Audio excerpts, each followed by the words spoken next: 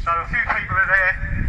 Again, we said we start at 1. And what I'm going to do is basically tell everyone currently here, this is a pop-up educational session from the English Constitution Society, and it's about this monument and what it actually stands for. What does it stand for? The answer is the people's names that are engraved on this monument died in August 1819 when the British cavalry rode into a crowd of 70,000 people, slaughtered men, women and child, all unarmed, charged them, cavalry, hacked them down, basically on the orders of the constable. It was the Cheshire Yeomanry that did that. Why did they do it? And this is the point that most people don't understand. Do you know that there was a declaration being made on that day? And do you know what that declaration was? To withhold your taxes from the crown. So, in other areas of England, including Birmingham, Smithfield, London, and many other cities throughout England, the people, the working class people, started to meet unarmed to withhold and make declarations of withholding taxes. When you've got 70,000 people standing in this area and they're telling the Crown, we're not giving you any money, it's our money, we're not giving it to you. And that is one of the reasons they charged and dispersed the crowd. The second thing that this was all about was working people, just like you, didn't have to vote. Why didn't you have to vote? Because the so-called elites, the imperialists, whatever you want to describe them, those British rulers didn't want you to have the vote, because you would have had control of the law of the land from Parliament. So again, they killed men, women and children and babes in arms, literally. So one of the things that you all need to understand today is not much has changed. When you look recently at the people in different parts of England, they are rising up against a system that is tyrannous against the people. The difference today is that the police have become the yeomanry. What do I mean by that? They're armed, you're not armed. They have gas, you don't have gas. They have bands, you don't have bands. And all of that equipment is supplied from your stolen tax money. The whole system is corrupt to the core. So one of the things I've done today, just to make sure everyone is aware, and this is this is a pop-up education. So we go all over the country. We also go to Runnymede. Many of you have been to Runnymede. We also go to York. We've been to Hull. In fact, during the lockdowns, we was the only group of people that went to more or less every stand in the park. Where we could get there and give a speech, we did. We never backed down to the state. Most of you listening to this didn't have a vaccine, refused. Some of you were sacked, right? Carers, people working in all sorts of jobs where all of their life they cared for people and they were fired. People in the military, forced to have a vaccine. And now it turns out, people, that vaccine is not safe and definitely not effective. And now millions of people are dying because of the effects of it, and it was people like us that stood all over the country and marched against the tyranny of the state, the tyranny of those who suggest they know better than us when they don't. So I've made a few notes. I never do speeches, but what I am going to do is just make sure everyone understands this.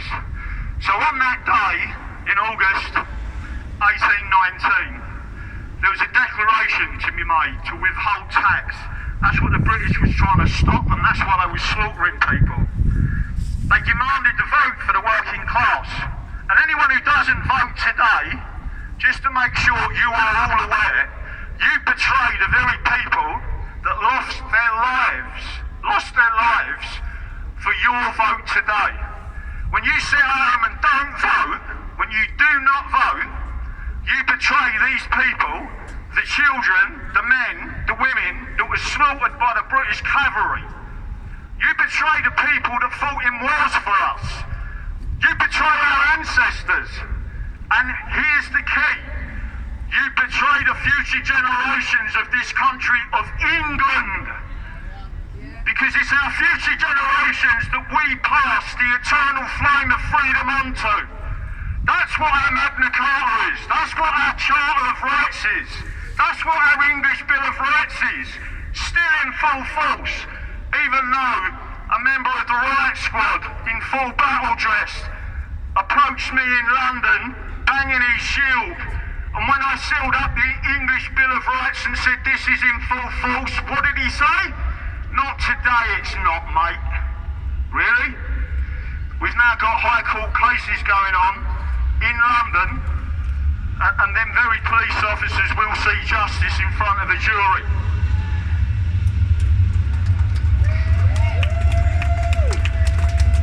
So the next part of this is Birmingham, London,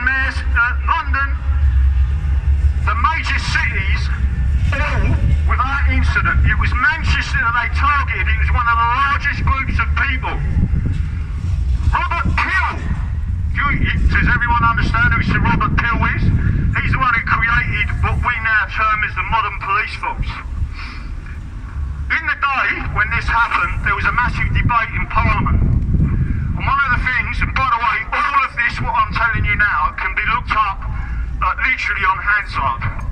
So Robert Peel was disgusted that the yeomanry and the constables of this area infiltrated the crowd and started a riot. So in other words, exactly what you're seeing today, when there is unrest throughout the country, Sir Robert Peel said that to go and incite the people to violence is akin to treason. That the people responsible for that incitement to violence and crime, they are responsible for their actions. And it is treason. Today we see the same thing. The police, Robert Peel called them spies. In these groups, our groups, we're all good people. We know we're good people. We're members of the English Constitution Society, the Selden Society, the English Constitution Party. What do we believe in? The rule of law. Yet these same police officers infiltrate our groups and incite criminality. And that is illegal, it's unconstitutional, and it is one of the things that we're putting to the High Court, and the judges, some of them, are already listening. So after Sir Robert Peel and others, there were many debates on this, by the way, and many of them were absolutely fuming at what they'd done to us, normal, everyday, unarmed, working class people. Now I'm going to tell you something else that was strange at the time, and you can tell me if there's a correlation. Hopefully this still works.